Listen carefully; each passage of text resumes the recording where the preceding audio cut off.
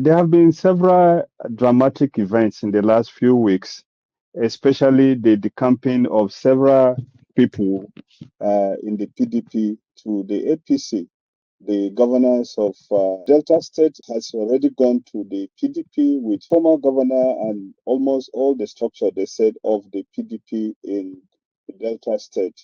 The governor of Akwa Ibom State also, which has always voted the PDP in all the elections since 1999, has indicated intention to go into the APC, as well as the embattled governor of River State, who met with President Bola Ahmed Tinubu some time ago in London and is said to move to the APC also, as well as members of the River State House of Assembly.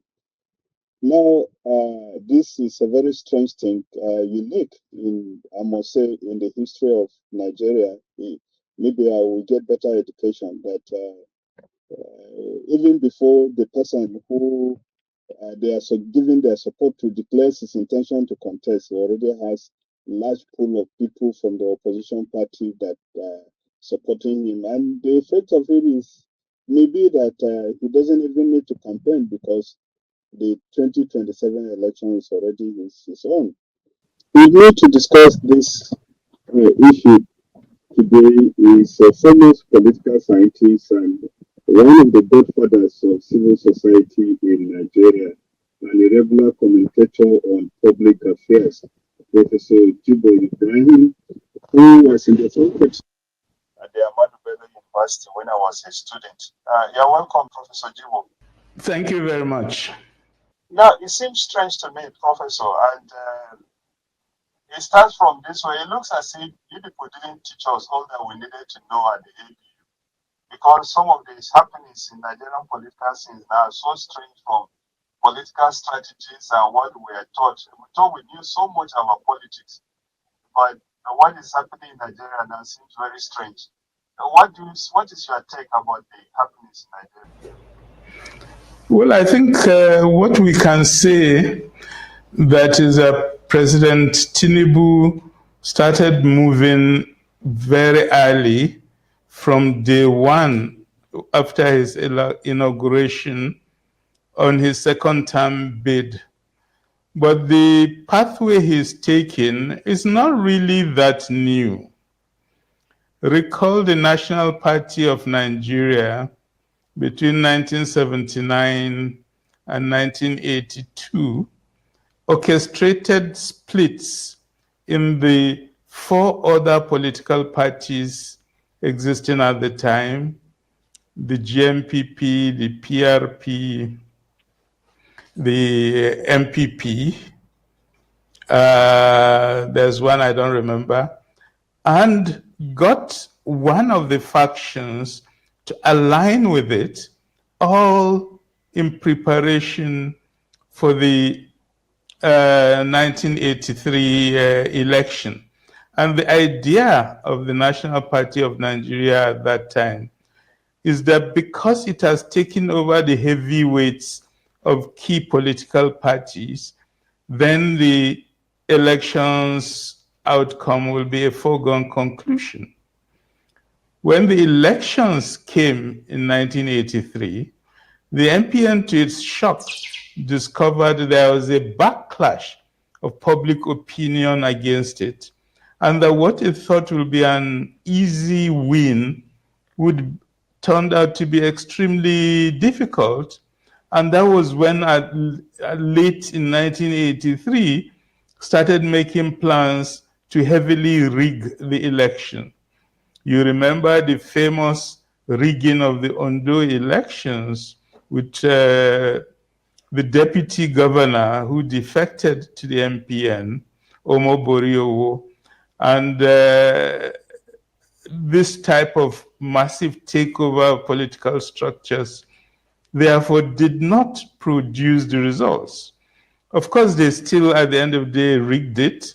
And because it was such a blatant rigging, there were consequences. And the main consequence was the takeover by Muhammadu Buhari on 1st January 1984. So the fact that President Tinubu has a plan to win his second-term election by taking over the big names in the major parties is something that has happened before. But what he should realize is that that in itself is not a guarantee that he will win. I think you made an important point in your opener when you say some of those states were voting PDP before the Republic started. A lot of the people of those states would most likely refuse to vote for the APC just because their governor moved to the APC. And I think the forthcoming 2027 election will be quite an exciting period because a lot of expectations of the ruling APC may be dashed by refusal of people to follow their governors and leaders into a party that they had never supported and had never voted for. In the First Republic, I suppose we did not have this type of situation. No, in the First Republic, we did not have parties interfering in other parties just to create conditions for them to win elections. What we had at that time was the establishment of alliances across regions to change the political equation. And the 1964 elections, for example, you had this alliance in which the NCNC and the Action Group linked up with NEPU in the Kano zone, the Borno Youth Movement in the Northeast, to contest the 1964 election. So I think the dynamics of politics at that time was not exactly the same. It was only in the Second Republic that this idea of interfering in the internal affairs of other parties so as to break them, to weaken them, and to steal their leadership so that one could win elections over them emerged. Yeah, some people say that all is fair in politics, that it's not the fault of the president, that other political parties are unable to keep themselves. No, definitely not all is fair in politics.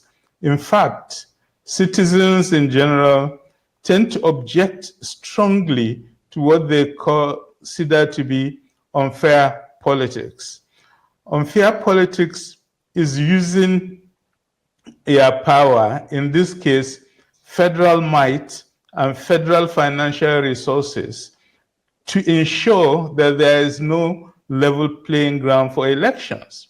And people object to that. They feel it's unfair, they feel it's unethical, and they feel it is, above all, a contradiction to the principles of democracy. And therefore, they tend to object seriously to that. I think one of the things that we're going to see in the forthcoming election is that the foundational principle of the APC will be challenged. And that foundational principle is that what money cannot buy, more money can buy. That's what they believe, that everybody is available to be bought, and that the question of money can settle all issues. People have pride, people have belief, people have self-respect. And while many people are ready to do everything for money, not everybody is ready to play the money game, and they may discover to their shock that money on its own may not be enough to guarantee them the mandate that they seek so desperately for 2027.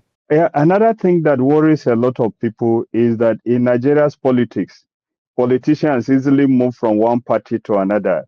I do remember when some German parliamentarians work with us, the problem they raised was that they don't even know which politicians to work with in Nigeria.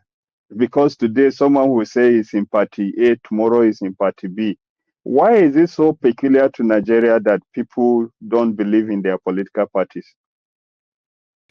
No, it's not that they don't believe in their political parties, but there's too much lawlessness in Nigeria because the judiciary has essentially been pocketed by the ruling party.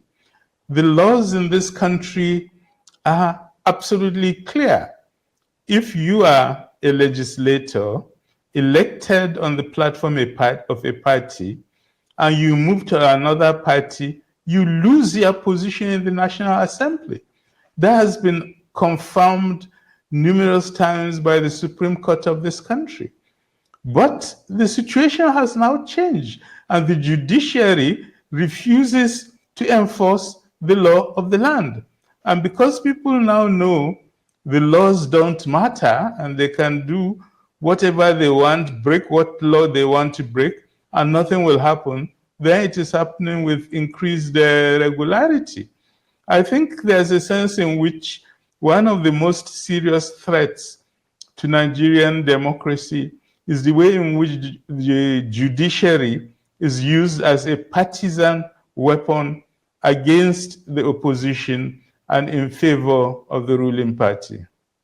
Yeah, but one will argue that whoever wins is in charge. The Supreme Court, the courts follow them. Well, that might be the case, but the point I'm making is that that's absolutely wrong, and that's a threat to the democratic process, whoever does it. Okay. Now, on electoral reforms, which you have been involved with, we've been doing reforms. Each time reforms are made, some things come up, and then we need to do more reforms. And it does appear to me that Nigeria has one of the biggest, most comprehensive, most voluminous electoral act that does not appear to be working. Well, yeah, we do have a comprehensive electoral act.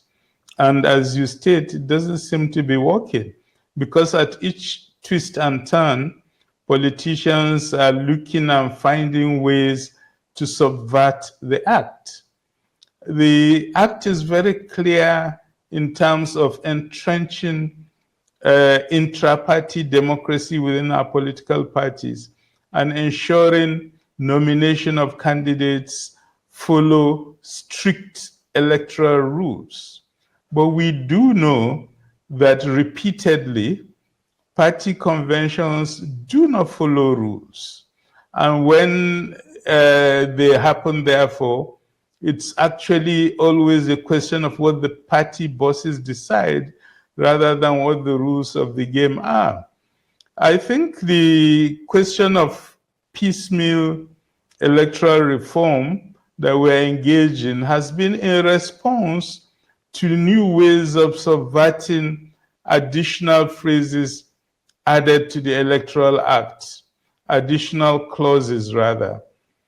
When we worked in the Waste-led Electoral Reform Committee, we proposed a series of fundamental reforms that will create true independence for the Electoral Commission, looked at wider issues of first reducing the burden of INEC to ensure, for example, that it doesn't have too many things under its mandate that it becomes difficult for it to just manage everything.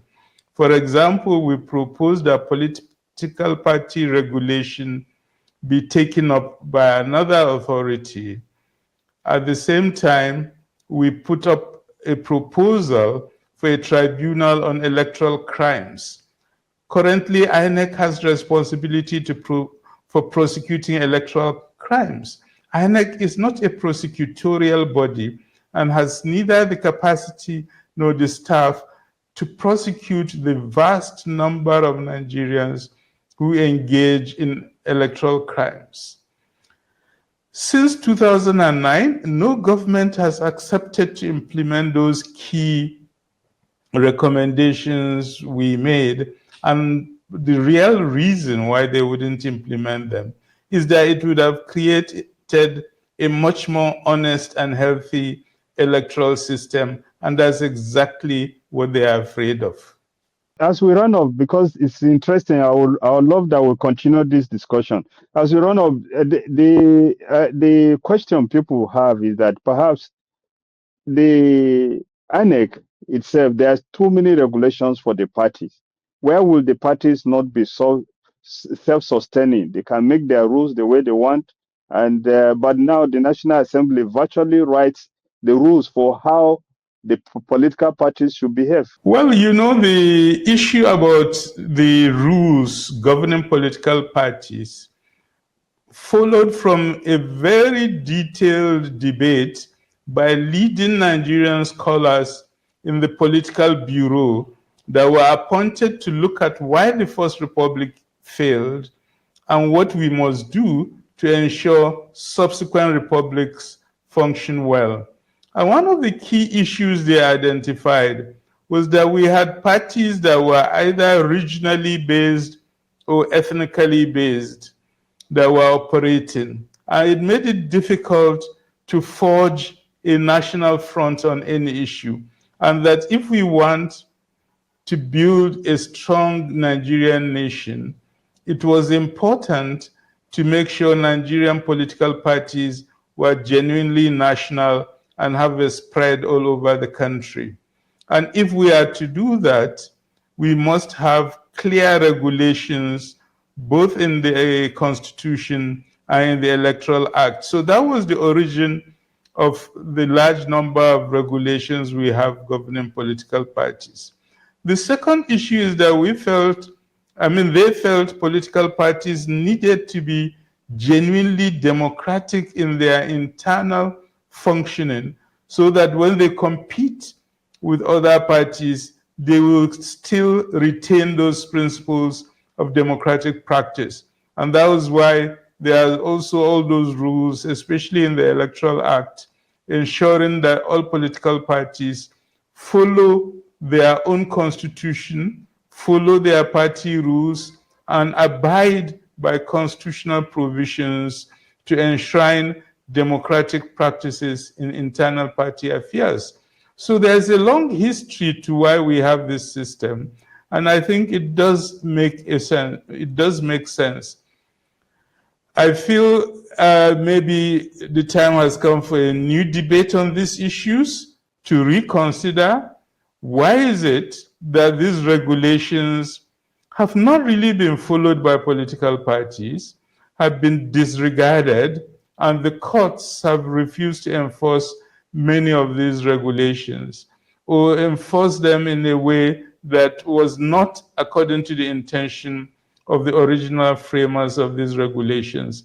I think that debate may be necessary at this point, and my thinking is that maybe that forum should be created to reopen that debate. And finally, it seems that seemed to have failed, because if you hear what the former governor of Delta said when he was decamping, that his people want a southern president.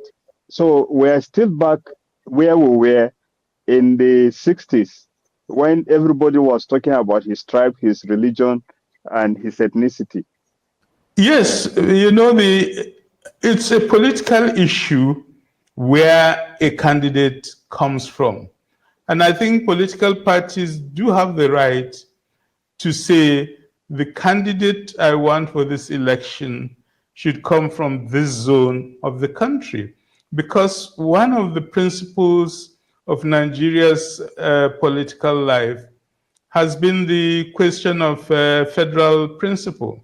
And part of the principle therein is that no one place should dominate the entire country, and that therefore there should be switch of leadership from time to time.